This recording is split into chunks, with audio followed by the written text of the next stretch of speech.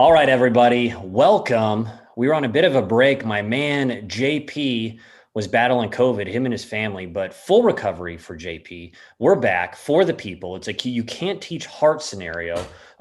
You guys were beyond fire for us, moved us to number 3 in the golfing world, in the golfing podcast world, which, I mean, were Petey and I expecting number 1? Yeah, it goes without saying. However, number 3 couldn't have done it without you guys. So that was total nails on your end. But without further ado, my partner, fully recovered JP. JP, what's up, buddy? Well, JJ, I'm glad to be back in the booth. You know, the COVID-19 is no joke. You know, I kind of gave it a little bit of I didn't really give it enough credit, I don't think, back in when it started. But shit, if that thing, it's terrible. I was in bed all day for 2 days straight. We missed an entire week of recording for the people, so the people suffered, not just me. And we can't let that happen. We just can't let that happen on this podcast because we are for the people. And we're going to get started right away with Mr. JJ Killeen here. We've got the first question from Tad Sajak. He wants to know, what do you make of the Patrick Reed situation? Well, as many of the golfing world had witnessed, on Saturday at approximately 2 p.m. Pacific Standard Time, Patrick Reed had a 4-shot lead on the 10th hole at the Farmers at Torrey Pines. He hit a high pull, spinny apparently, hook into the left damp rough, and he was calling embedded ball. Okay, not anything peculiar. Many pros, in fact, probably, I don't know, maybe once a tournament, we try to go for the embedded ball rule, because if your lie is that shitty, it sure as hell couldn't have got there on its own. Something bad must have happened for that to happen. So Patrick Reed marks his ball, picks it up, investigates, no rules official present. Some people were calling that he pushed the ball down. Everyone could see that the ball bounced. However, to the guy's credit, even though him and Team Justine and Team Reed had blocked me on the tweeter, to his credit, I don't think he could have seen over the lip whether the high hook bounced or not. However, at the end of the day, everybody on TV saw it bounced. People were claiming that he pushed it down, and it just looked like a questionable scenario from a dude that has done questionable things. Petey, what do you make of that situation? Well, you know, I am on the opposite side of this. I am on Team Reed. I have been on Team Reed for years. And you know what? I've had his back for so long that it's starting to hurt me. And it may stop soon. I don't know. But I have known Patrick Reed since we were kids. It just sounds stupid saying, but I was faster to hit to the PGA Tour than he was. So I rented his parents' house at Augusta, the house he grew up in, when I played the Masters. So I stayed in his room. Like I've been where he's been. I know Patrick very well. I know his family very well. They do not get along. It is sad. That is a sad deal. But this specific instance, I think that it was a little bit too far by Patrick Reed. You don't pick up the golf ball there. You just don't do that. I mean, I've had plenty of embedded balls in my career, and never once when I asked for a rules official to come over and just not even me saying I have an embedded ball, I say, hey, I need a ruling. And all my playing competitors are there. I'm not alone, right? This is not just me. There's 3 guys. All 3 of them come over and they look at the ball. They're like, yeah, call an official. So that's what we do. It's a group decision. It's not my decision. This is not what I'm doing. This isn't a singular effort. Whenever you get a ruling like this that could, I mean, you have a 4-shot lead. You have to understand where you are. You're on TV. Everybody in the world's watching you. You've got to understand that I am on a national, worldwide audience. At this point, I'm going to look like a jackass if I don't do my due diligence and get everybody involved. He doesn't. Obviously, he doesn't. He does it himself, picks it up, calls an official. Official freaks out. Like the official literally couldn't stand after this. Like it was such an immediate, yeah, you're good, kind of deal, where he was so caught off guard that Patrick had picked up the ball and put it over somewhere else. It could have been a new ball for all he knew. And he gave him relief. And you know what? I mean, it was probably the right call because he didn't have all the information. But at the end of the day, Patrick Reed's got to know. He's got to know that he's under a microscope. And he is at this point. He is. I mean, the sand deal last year and this and the multiple occurrences that he's had before. And look, I'm on Team Reed. Like, I've always been on Team Reed. But if he continues to do this over and over again, where he burns people that are on his team, including me, and right now, I'm just an armchair quarterback. I'm just watching from the sidelines. But if he continues to do this, people are going to leave his team. And once I've left this team, everybody's gone because I am the last one standing for his team. Petey, I will give you credit. Not a lot of folks would have thought that you were the fan club captain, president, whatever you want to call it, of Team Reed. That is not what the people were probably expecting. Listen, the sand trap bunker waste area thing in the Bahamas was a total shit show. The Australians were giving him hell for it with the shovel in his little deal. There have just been a couple questionable things I know back in college, blah, blah, blah. But at the end of the day, the guy's a hell of a player. Beyond nails. Right. I mean, almost top 5 in the world again, right? Right. Guys won the Masters, WGC, 9 wins or whatever it is. I mean, the guy plays big tournaments very, very well. Something in his mentality, whether it's, I don't know, the way you grew up, the way he thinks, the way he's wired, is always looking for this edge, right? It's always looking for this edge. And I think that when the people see him and they think, and again, the rules official called it textbook, which is a little laughable. Let's be honest, not quite textbook drop right there. But when the people think that he potentially cheated, and then he got that, that shitty grin all the time, that's where people just kind of, what the hell's going on? And to his defense, even though he blocked me, and I have a list of people that blocked me, they're not coming to my birthday party next year, even though Team Reed blocked me, to his defense, Rory had almost an identical situation on number 8. He had a little flare type layup on 18 from the rough, and I think about the same thing. Was it handled different? Yes. Is Rory different? Is he different the way he handles things in general? Yes. And I think that's where it kind of went sideways. At the end of the day, man, I don't know. I think we're gonna continue to see stuff like this. It's his killer instinct, ass-kicking machine, cutthroat mentality, where he's looking for an edge, and we're just going to keep seeing stuff like this. Someone's going to have to really convince me that it's not going to happen anymore. Yeah, it's going to keep happening. It's going to keep happening. And you know what? I'm going to keep having Patrick Reed's back until it's so bad, until there's one like this one right here. You've seen professional golfers that have been out there forever. You've seen them take Patrick Reed's back. You've seen like Ken Duke took his back. There's other golfers that have taken his back. It's been 50-50, maybe a little, probably more like 80-20.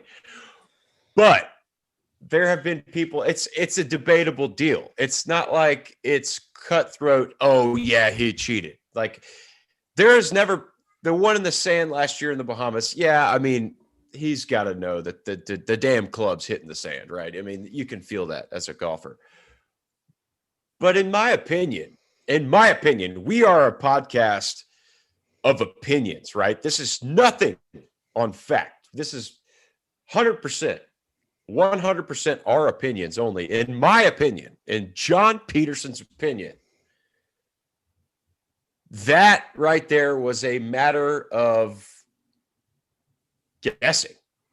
That entire ordeal, there's no right or wrong. Did some betting websites refund their bettors? Yes, they did, because they thought it was cheating. But you know what? It's all he said, she said at this point. And until there's an absolute concrete example of Patrick Reed cheating, I'm going to be on Team Reed. And you know what? I know everybody's surprised to hear that, but I've known him forever. And I know I'm in the 0.1% of people in this country. But when I have your back and I'm your friend, I'm going to have it until there is concrete evidence that you're otherwise a piece of shit. You're loyal to the soil, Petey. And to your point, this is a podcast of opinions, and we're sure as hell not going to let facts get in the way of a perfectly good podcast here. Absolutely not. All right, so let's talk about this. There's in a little bit of a curveball. I know that you've seen it by now, but at Use Golf Facts on Twitter, aka the Reed Team burner account, who, by the way, is bordering on 14,000 followers. No shit. Oh yes, they've gone up 6,000 followers in a week then. since the tournament, because now people want it. They want a front row seat for this Avatar egg freaking train wreck on fire. Unreal. So for the people that don't know, most of you do. Patrick Reed, I don't think he's ever written a tweet in his life. I'd be shocked if he owns a cell phone. Team Reed, I think, handles the situation. You could figure out who Team Reed is potentially, but here's the deal. The guy has mirror tweets from a separate account. I'm talking the caps. This is total copy and paste situation. This isn't like a opinion that's kind of the same on a different platform like the John Peterson tracker or whatever may be out there. This is a straight up clone, and it's had some questionable replies. Xander Schauffele, they've called out him for a non-conforming driver. They called out Justin Thomas after his slur that he should not have used a couple weeks ago. They've called out a couple other things PGA Tour related, and it's basically some sort of outlet within his system that's using this burner account. Petey, what the hell is up with this goddamn account? Well, JJ, I've looked at it. I didn't know that they've doubled in size in the last week, but it appears to me that, look, I know that Justine Reed, Patrick's wife, runs their social media, and it's got to be her. It's got to be another way to maybe get the Patrick Reed news out there that she can't say on his personal account. And I don't really know how to tell you anything other than that. Like, I know Justine, I know Patrick, I know them well. I know Josh Gregory is my golf coach. He helps Patrick a lot. Patrick Reed won 2 national championships with Josh Gregory at Augusta State. Like, I know all of them well. I'm in that kind of circle where I can find out information. I just haven't asked about this. The burner account has got to be his wife. It's just got to be his wife posting things she wants to post. Yeah. I mean, it is. And that's it. It is. I mean, for God's sakes, that's it. There's no doubt about it. All right, let's turn here. I'm sure there's been a bunch of shit talking about this in the golf world, but Petey and I are smarter than everyone, goes without saying. And Petey is obviously president of the fan club and Team Reed, so you guys should listen to him more than anyone else. And I will go on the other side of that fence if I really need to, for debate's sake. All right, Petey, let's jump to another question for the people. Again, this is your podcast. You ask us literally hundreds of questions this week, which is awesome. We'll pick out a few of our favorites and we'll answer them. That's how it's going to go every week. It's your goddamn podcast. If we have a couple of world leaders and influential figures in People's Magazine, most beautiful person on the podcast in the future, perhaps we may do that, but it's just going to be us kicking it. So here's the deal, Petey. All right, Ben Voigt, who I think you know, asked, what is the average PGA Tour rookie endorsement deal? And it's a great question. I kind of get this all the time, and I'll let you answer this one. Look, this is a great question because nobody's talking about this, and nobody see the guys that we're around in our rankings, like as far as podcasts go from 1 to 5, nobody knows this because none of them have played the tour, right? The only ones that have are Colt Knost is the only one in the entire top 10, right? That's played the tour. So your average endorsement rookie deal, that's 10 years. I'm 10 years removed from my rookie year, or actually, right out of college. So I graduated from LSU in May of 2021. I remained an amateur to try to make the Walker Cup through the summer. Obviously, that did not work out because the USGA does not like fun people. They are the fun police. So fall of 2021, I turned pro. I signed with Titleist for $55,000. Okay. To put that in perspective, I was a first-team All-American. I won the national championship, the Jones Cup, finished second in a nationwide tour event as an amateur, lost it on the last hole to another amateur who ended up making the Walker Cup team. That amateur's name was Harris English. But I signed for $55,000. That was my signing bonus. Callaway. I had an offer on the table from Callaway for $750,000 if I hit all my incentives. Titleist was $55,000. I stayed with Titleist because they had helped me since I was 14 years old. Hindsight, top 5 worst business deals you've ever heard of. Right there. Unbelievably bad. Didn't have any good advice. I ran out of money in about 6 months. Thank God I qualified for the U.S. Open the next year and almost won. It was a bad deal. But as far as endorsement deals go now, that's personal experience from what I had. Now it's a completely different scenario. I mean, we're 10 years down the road. Matthew Wolff is getting $6, $7, $8 million from TaylorMade right out of college. Like that. That's what they're doing now. Back then, they were not paying guys out of college like they do now, because the guys that were in their early 30s, 31, 32, 33, they were the ones getting paid. The Matt Kuchars back then were the ones getting paid, right? When they were in their early 30s. Now, there's a bigger value on the guys coming out of college because they've understood that they can win right away and they can make a huge difference and win major championships like Colin Morikawa. That's the kind of guy that they're paying now. When I turned pro 10 years ago, they were not paying us like that. And when JJ's ancient. So, 180 years ago, he can fill us in on whatever the hell endorsement deals were like when the Flintstones were walking around. But in my experience, 10 years ago, they weren't as good as they are now. What a dick, by the way. Goes without saying. Don't even have to mention that. I'm not that old, by the way. Am I going to just dominate the Champions Tours in years 2031 through 2050? Obviously, but 40. That was rude. Okay, here's the deal regarding endorsements. First, dude, I finished number 1 on the Korn Ferry Tour money list. So I got nails endorsements on my PGA Tour rookie year. But when I started, I was not like the NCAA champ and all these things. I did make it to the Korn Ferry Tour relatively quick. And those deals at the time were about the 50 to 60 range, Korn Ferry Tour with bonus stuff.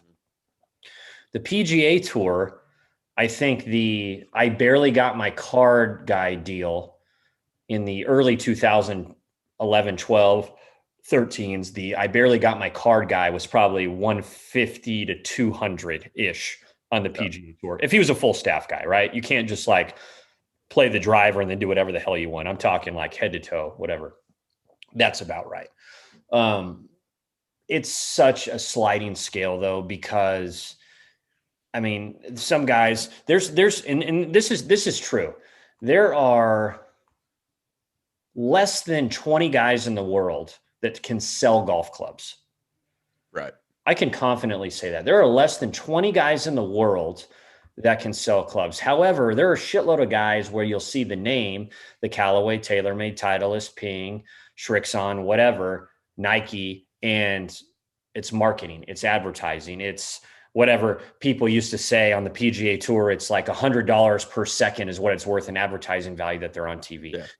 So it's numbers. Yeah. It's numbers. So there's a component, but for straight up hard goods sales, I mean, dude, how many guys have you guys watched listening? How many guys have you guys seen play and you're like, shit, I'm going to buy the driver because he's hitting it. Well, Webb Simpson, I love the guy, one of the nicest humans on the planet, Titleist head to toe. Are you going to buy the Titleist driver because Webb Simpson hit it? No, of course you're not. However, you see the Titleist and you're like, oh, I'm team Titleist or whatever. There's like a marketing component there, right? DJ hitting piss missiles all over the place that fade 2 inches with 2200 spin and fly 330. Are you going to buy the TaylorMade driver? Yeah, you might buy that. Right. You might buy that. Okay. Some dude that's absolute nails with this weird looking putter that claims that he is, just putted like a freaking blind guy for 6 months and he uses this putter in his nails. Could you buy that? Perhaps. That's another situation. But at the end of the day, there's a marketing part. So that's a good question. Here's the out of college thing. And Petey, I mentioned Ty Tryon to you, right? A while back. And Ty Tryon, the dude, when he was 16, and I don't remember what tournament it was. You said BC Open or Honda or whatever. He Monday qualified. I don't even think he made the cut, but he Monday qualified as a 16-year-old. And at that time, that was unheard of. And now you Monday qualify as a 16-year-old. If you go to a good golf school, maybe you get to play the one guy the next week, right? It's like the kids are so good so early. Ty Tryon Monday qualifies, and the goddamn guy is freaking head to toe in $5 million worth of endorsements a week later as a 17-year-old. So times have changed. People, it was unheard of there. He was unproven, but now guys know that they can straight up win majors within a year of getting out of college. Yeah. And the thing is, what most people don't talk about on the endorsement deals is that there are a lot of incentives on these contracts. And yeah, you're signing bonuses one deal, but the majority of your money, I'm talking 80, 90% of your cash, if you play it right, like Jordan Spieth did, is made on your incentives on the back end, right, JJ? So you've got a guy like me. I'll just say me, for instance, in 2015, 6 years ago, that was embarrassingly my best year on tour. I finished 90 something in the FedEx Cup. I kept my card, but with Titleist, I was with Titleist. I had a $150,000 deal with Titleist on tour. I full staff player, everything, head to toe, whatever. But where the money was made was on the back end. So I had another 100,000 if I kept my card, and every spot from 125 all the way to first was extra dollars. So I finished 93rd or so, whatever it was. I ended up getting a wire 2 weeks after that tournament for $126,000 or something like that. It was almost double. It was at least double my contract. That's a good way to do it.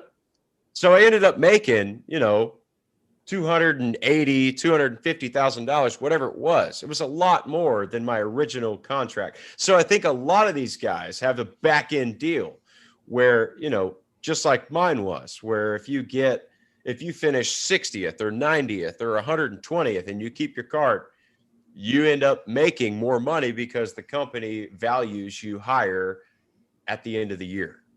Yeah, I mean, Spieth was a good example, dude, that you mentioned that, because he might have given up maybe a little bit at the front end, but the dude just had this corporate situation going. He got in with Under Armour on the ground floor, and Under Armour at the time was making, solid colored polos with the logo. I mean, it was like gear, just whatever.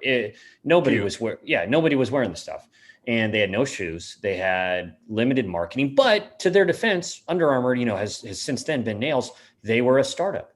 So Spieth, they paid X. Well, dude, he had endorsements, and these are figures that I'm just guessing at, where, all right, Jordan, you keep your card, or you get your 7 starts and keep your card, extra $1 million. All right, Jordan, you win a tournament, an extra $2 million. All right, Jordan, you make the President's Ryder Cup, an extra $3 million. All right, Jordan, you're top 10 in the world, an extra $2 million. And all of a sudden, Under Armour's like, shit, we just made this stuff up. And now all of a sudden, you're getting paid $14 million.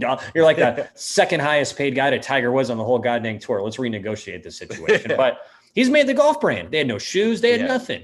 So unbelievable dude, goes without saying, and the guy deserves it. But I mean, there are incentive laced deals, and you just talked about it briefly just with the Titleist thing, man. And that's a good way to do it. Like, if somebody is triggering those bonuses, well, guess what? It's because they're an ass kicking machine. Right. And that's what I consider myself. I'm an ass kicking machine. The next question here is from Timothy Dobbins. The difference between a scratch. Listen to this question, JJ. The difference between a scratch and someone trying to turn pro. We'll call it a scratch and an all-pro tour guy. What's the difference? You couldn't even keep a straight face asking that question. I mean, we might have to put that video on the, okay, here's the deal with a scratch. Quote, I'm going to say a scratch is a 0.0, and I don't even know how handicaps work, but I have some buddies that claim they're plus handicaps, and I swear to God, I haven't seen a break par in 6 months. So I'm not sure how this works. Here's the deal. If you're a scratch golfer, you're a hell of a golfer. You're in the top 1% of 1% golfers in the world. You would get your ass handed to you on a silver platter if you tried to play professional golf. And not only would you not succeed, you'd be in the fetal position Groupon therapy sessions 9 days a week. Yeah. Yeah, you would. And you know what? It's one of those deals where, yeah, hey, you're the club champion at Mira Vista or Shady Oaks or Rivercrest here in Fort Worth. And you've got to, you bow your neck. You walk around the club, you got your head back and your neck bowed. Oh, I'm the club champ.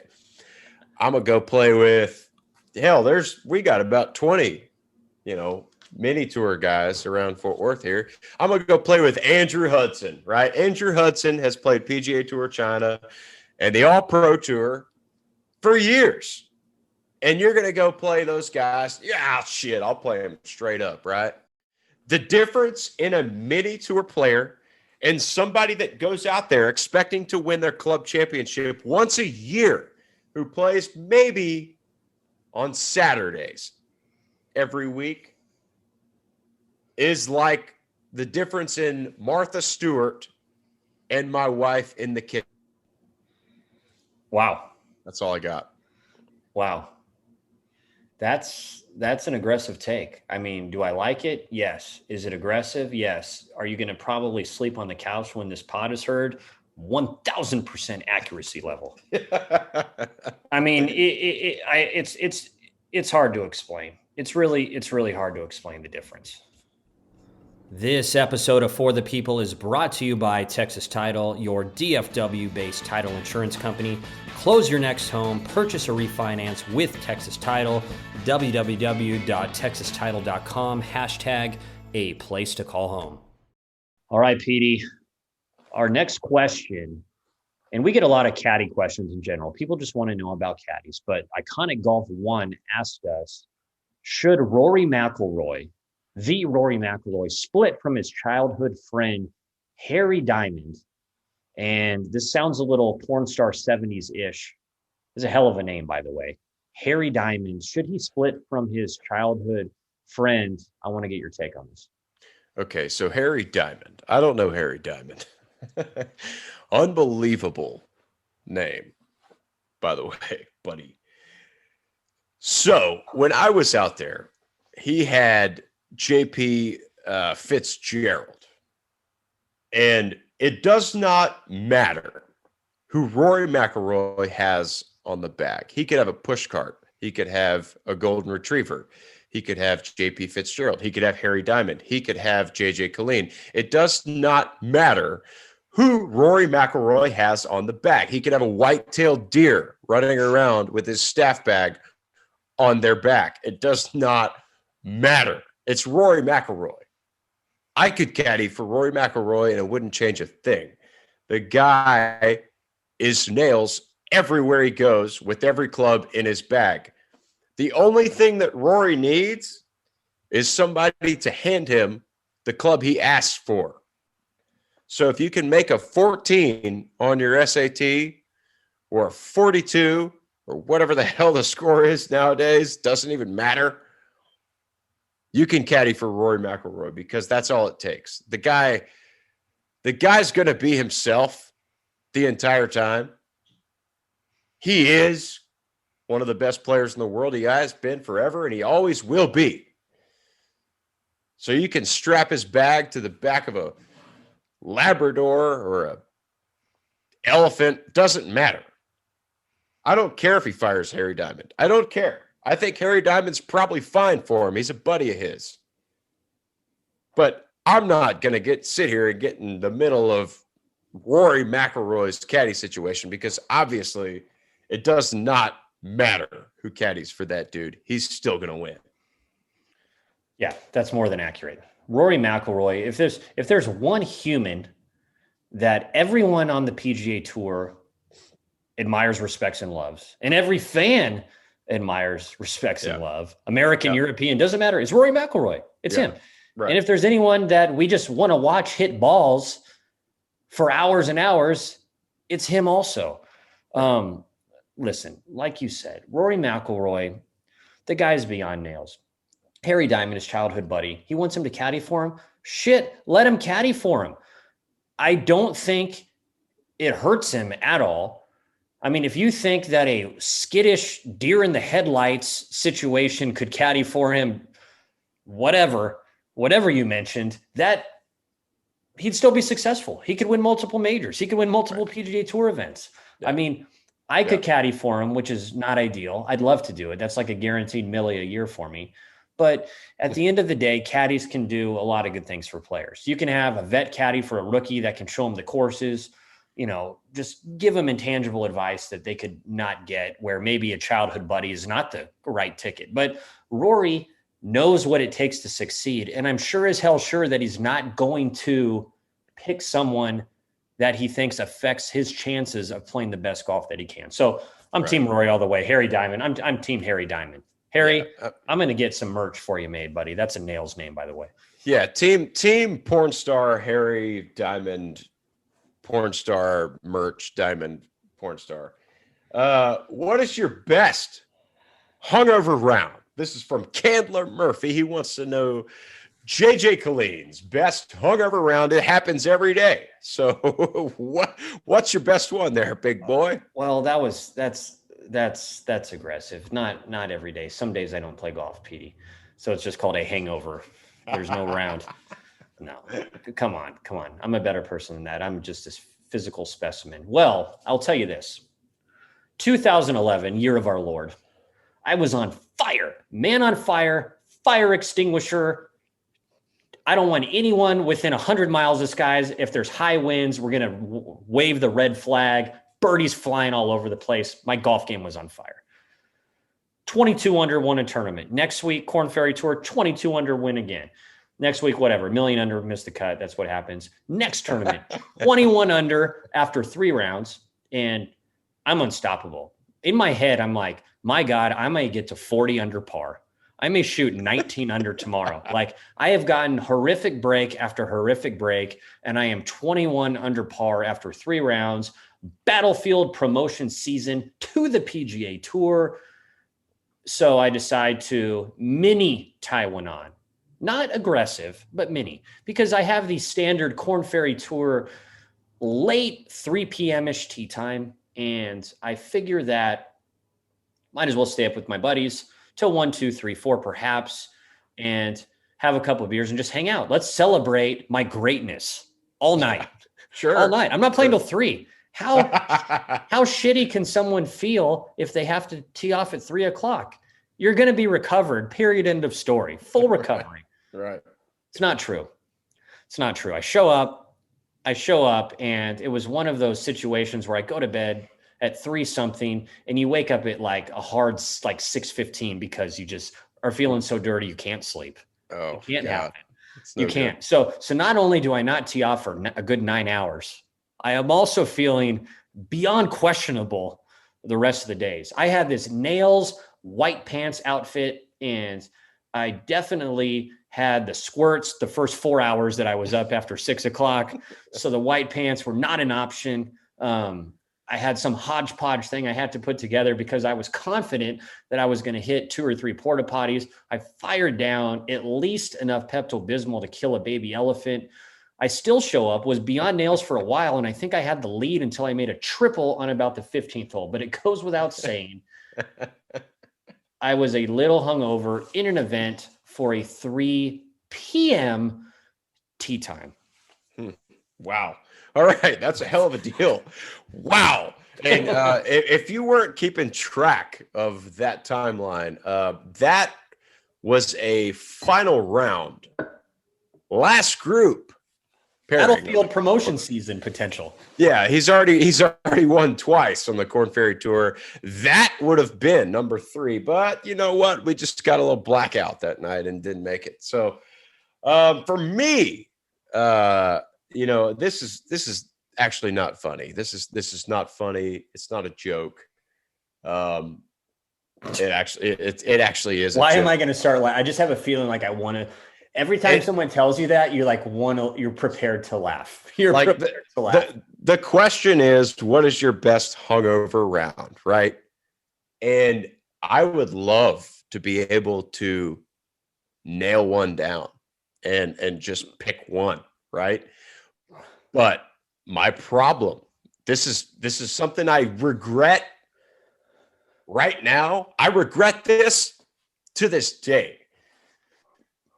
I spent 5 years on the PGA Tour hungover.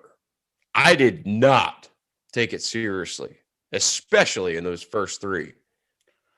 I was hungover for the majority of all of them. I did not take it seriously. I did not really care about how I played, didn't warm up properly, didn't do anything right. I was hungover for the majority of my PGA Tour rounds. And you know what? At this point, I'm surprised that I did as good as I did because I felt like crap for the most part while I was out there. So when the question comes, what is your best hungover round? I think about it and I'm like, man, I just can't pick one because there were so many. So I'm 31 years old. I turned 32 in April. And obviously this was in a prior life. You know, I was not married, didn't have kids. I partied all the time.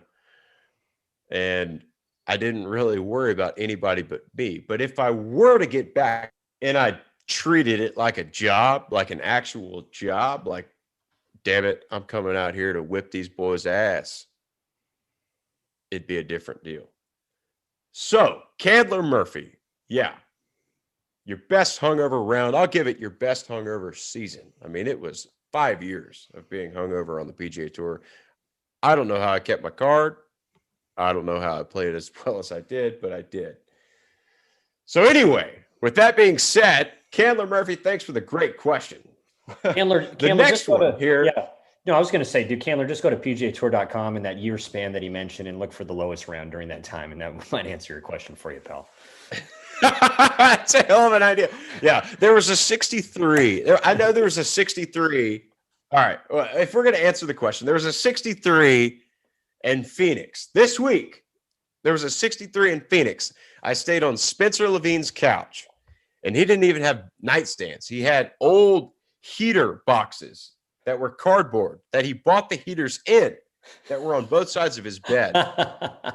I remember setting my phone down and charging my phone. I sat on Spencer Levine's guest room on his box that he bought his heaters in.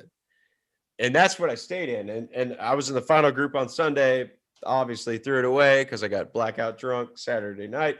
Anyway, from Mac Harris, this is the next question. I'm sick of talking about hungover rounds. Mac Harris, which do you trust more, JJ? A gas station glory hole or Patrick Reed taking an unsupervised drop? Any question that makes us laugh. First of all, no joke, hundreds of questions emailed, Twittered, Instagrammed. Anything that makes us laugh has a high percentage of getting on the pod. That is a hell of a question. I've read it 5 times already since we've talked about it, and I laugh every time that I read this thing. But you're talking it's to funny. It's a funny question. Yeah, you're talking to a guy who on his bucket list wants to take a shower with NFL defensive backs just to humble himself. So goes without saying, if you're the kind of person that is perhaps into a glory hole, there's probably no wrong side of a glory hole. And I would trust that situation 100 out of 100 times over an unsupervised drop. Hey guys, I found it over here. Here it is, out of my pocket, rolling through a hole in my pocket situation, or a drop in the middle of the woods from an endangered species ant or something like that from our man who is the main show, P. Reed there. I'm going to choose Glory Hole, Petey. Okay, so you're going Glory Hole. I really don't either know how side to of the answer Glory this Hole one. too, and not one side either. I'll go with either side. I would trust more. Yeah, I get it. I totally understand your perspective here, Che.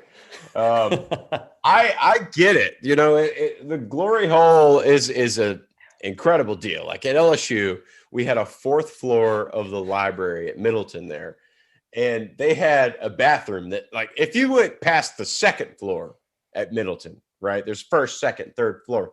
If you went past the second floor, you were considered a ghost. Like no one went up there.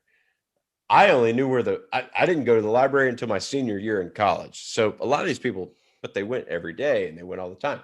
So it was a 5-story building, and the fourth floor had some glory holes in the bathroom. Never went. I mean, I never went there, but I heard about it. So for me to compare one of those glory holes I've never seen to Patrick Reed taking an unsupervised drop, I don't know. I've got to go with P. Reed. Obviously, I'm Team Reed. You know that. It's obvious. This pod, the second episode of For the People, I have been on Team P. Reed this whole time. And until he really burns me, until he really makes me look like an asshole, I've got to stick with Team Reed here. And you know, I know that's tough to hear for all the viewers out there, because they want me to take a spot where I cause controversy. And I'm just not going to do it, because I love Patrick Reed. I've always loved Patrick Reed. And until he really blatantly cheats, I mean, I'm talking like it's got to be obvious, where I lose faith in him, I'm still going to support him. I'm sorry. Well, many would argue currently, especially, that your position is controversial on this one, Petey, being Team Reed. So your non-controversial position is perhaps controversial. All right, let's kick it here. This is a good question from Greg Thomas. Okay. If pros are not getting paid, what equipment are they using? What clubs are they using? Interesting. Yeah, that's a hell of a question, because you know what? There is not a ranking out there where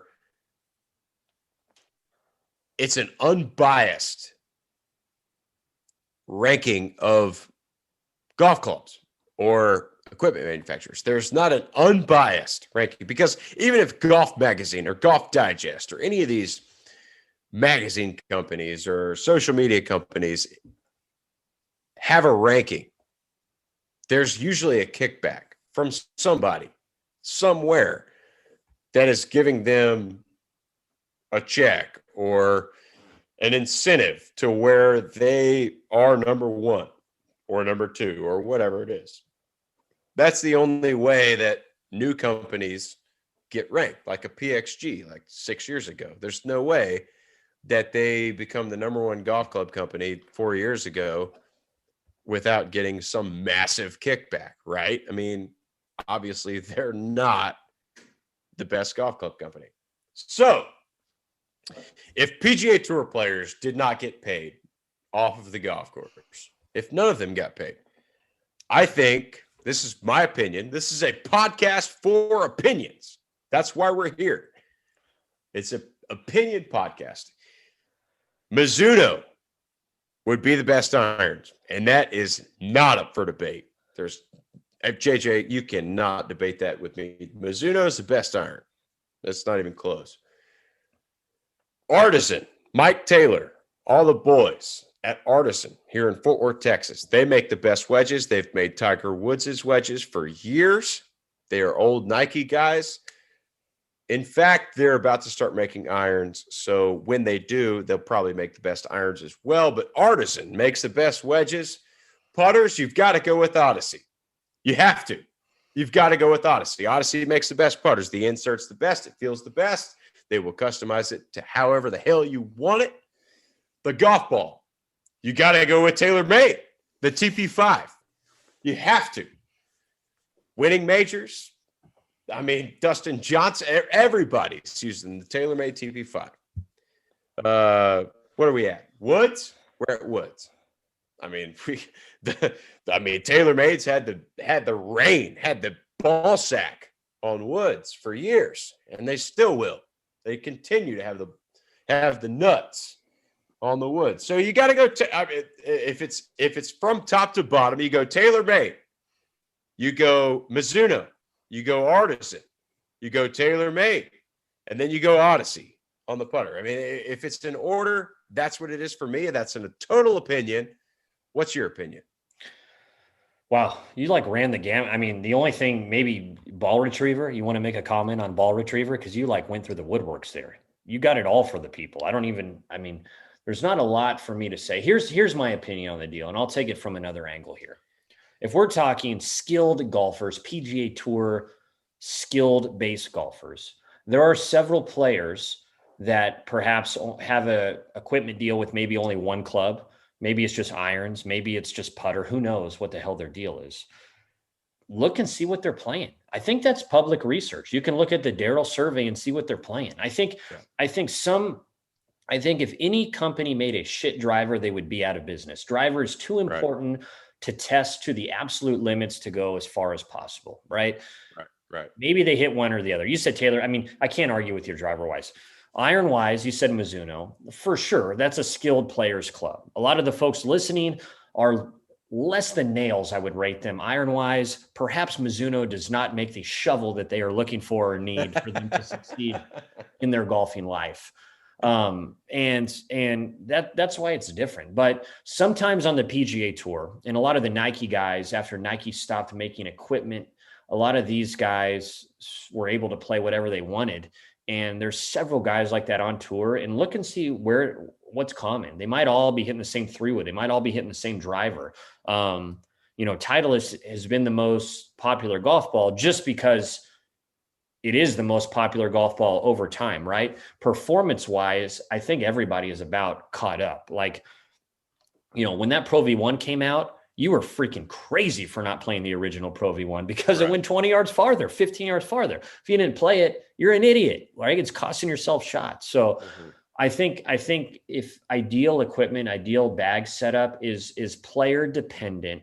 I mean, a couple of our buddies, Pete, even guys that played on tour, they'd hit these ugly ass offset irons because they just liked looking at them, right? I mean, especially the guys without a lot of ball speed, they'd hit shovels. Almost for all their freaking irons. You're like, what the hell are you hitting that for? So I think it just has to do with personal preference, skill level, all these things. But you nailed a bunch of good companies right there. Okay. Well, yeah, it's obviously personal preference at the end of the day. And you've got to kind of pick and choose your companies with what you want and what you're good at. And I think that a lot of people don't know who Artisan is, or, these people that make wedges out here in Fort Worth, Texas, like they don't even understand who I'm talking about. But Mike Taylor and the guys at Artisan here in Fort Worth, Texas, have been building Tiger Woods' clubs and Patrick Reed's wedges and Abraham Answer's wedges, and guys that have filthy short games for years. They've been building their wedges, and they don't get any credit. Like that's where I kind of draw the line. I love to give credit where credit is due. And these guys here in Fort Worth, Texas, like Mike Taylor has known Tiger since Tiger was 23 years old. And you might have seen him on the Golf Channel last year doing an interview where he said he was building Tiger's clubs. He's built them for 20 years. But Mike also builds Abraham Answer's clubs. He builds Patrick Reed's clubs. He builds all sorts of guys' clubs. He builds my clubs. He builds uh, Carlos Ortiz's wedges. Like he builds, and there's 15 more guys that I'm not DeChambeau. thinking of. He builds DeChambeau, right? Who's the most strict guy probably ever as far as specs and things like that. He builds Bryson's clubs. I didn't even think about that, but he does. He builds Bryson's clubs. He's built clubs for everybody and major champions all the time. And he does not get enough credit.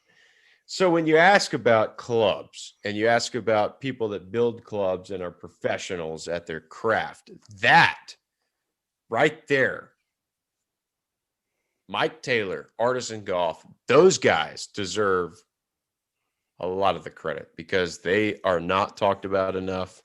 They get up, they go to work, and they stick their nose to the grindstone, and they do not get enough credit. So Mike Taylor, Artisan Golf, y'all are the real MVPs. I mean, I can't say enough about them. Sounds like PD is going to have a little Artisan sponsorship situation headed his way shortly. But no, they are nails. So, hey, tell me if you've heard this before. So last pod, we've confirmed that it was true regarding the Tiger Woods one ball situation left. Multiple people confirmed. And they actually couldn't believe that you didn't hear that. I don't think as many people have heard that story than actually deserve to, because that was an amazing story in the U.S. Open when he almost lost that. But have you heard this one about Tiger? And we can talk about Tiger rumors all day long, but supposedly, and I've talked with a couple of those guys there, Tiger uses new wedges every tournament, brand new wedges. Have you heard this? No, I haven't. That's what I've heard. And I'd like to just confirmation from the people like we got last time. And so far my rumor mill has been accurate, but it makes sense though, honestly. I don't know why. I mean, on tour, we're spoiled. I mean, you could go into when you were with Titleist, when you were with TaylorMade, whatever, you could go, if you wanted a new lob wedge and the truck was there, you were getting it. I mean, there's no ifs, ands, or buts really. I mean, it was happening. They're good guys. I mean, that's their job. Yes. But also you're like, dude, I like the feel of a brand new wedge. I wouldn't do that. And I'm not sure what your routine was, but if I was playing well with wedges, I wouldn't switch unless like I play a practice round and oh my God, these things are rocks, right? I'm talking like the greens are absolute freaking rocks, or perhaps it's just weird turf condition that we hadn't seen most of the year and maybe need a little different grind or bounce. But what was your routine with switching clubs when you were playing? Wedges, I guess, mostly, but everything in general. So I've prided myself on being able to control the golf ball. That's the only way that I was able to have success that I had out there. And most of that was because of fresh grooves. I had fresh grooves a lot. I switched wedges fairly often. Aaron Dill, who's the Vokey guy out there on tour, he knew that, 4 or 5 tournaments go by and I needed new wedges. I got new wedges often. I did not like to have my wedges get worn out. I didn't like my irons to get worn out. And, like Fred Couples is famous for having somebody hit his irons that he would get built, right? And they would hit them like a scratch golfer or a plus handicap.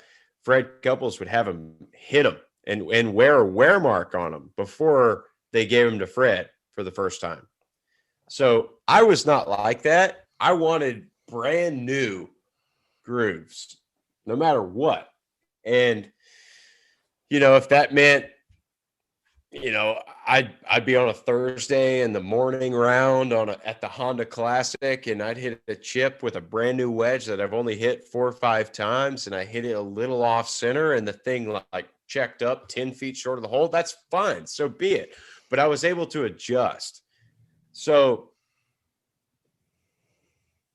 my entire perspective on getting new wedges, what all it had to do was creating spin and creating RPMs. And that's what everybody's trying to do. They just want to get up and down more. And I was a shitty chipper I still am a shitty chipper. I'm learning how to use the bounce better now, but back then I was a shitty chipper. I was very left hand lean, right? And no release, left hand forward, hit down on it.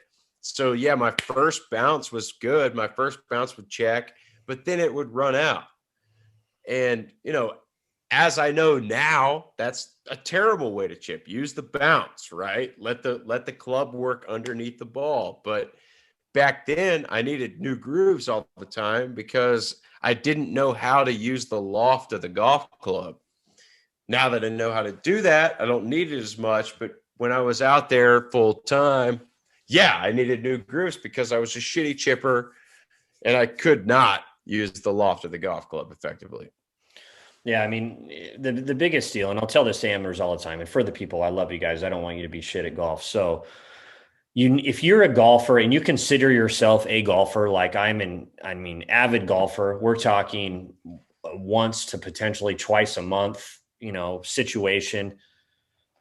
Maybe you can hang in there for a couple of years. If you're a guy that's like a diehard, if you're the guy that's playing, once on a weekday and once on a weekend, you need new wedges probably every single year without a doubt, because it affects your score. It really does. And it's not really the full shots like Petey was talking about. Like, anybody on tour could hit a wedge that's 40 years old and spin a ball back with a full sand wedge from the middle of the fairway. It's those shots around the green. You just have control. You have this dirty lie. You have a shot where it's just tough to spin. Anything that gives you that little extra spin on that tough shot is a huge advantage. And if you have to get the ball to run out, that's easier to adjust to than trying to create spin out of thin air.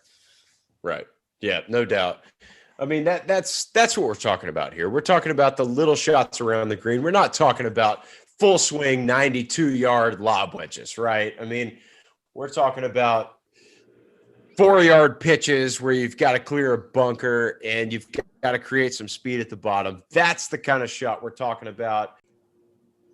Well, and that'll be it for the people. This is the second episode. Thank you for spending the last hour with us.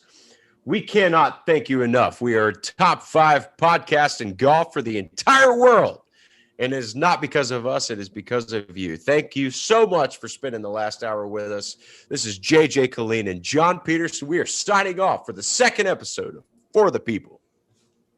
This episode of For the People is brought to you by Texas Title, your DFW-based title insurance company. Close your next home, purchase or refinance with Texas Title, www.texastitle.com, #a place to call home.